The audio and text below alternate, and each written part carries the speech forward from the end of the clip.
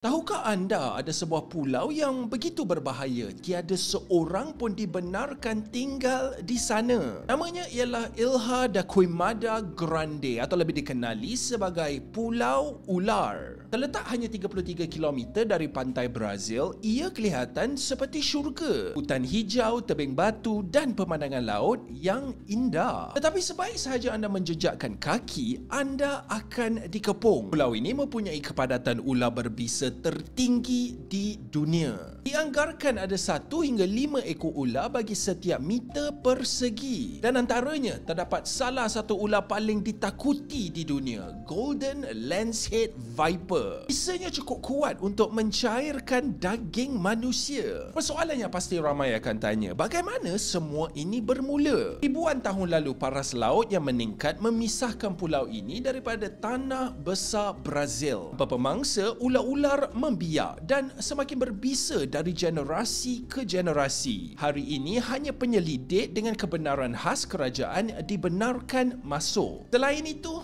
jangan cuba. Pulau Ular bukan sekadar berbahaya. Ia adalah zon larangan semula jadi di muka bumi.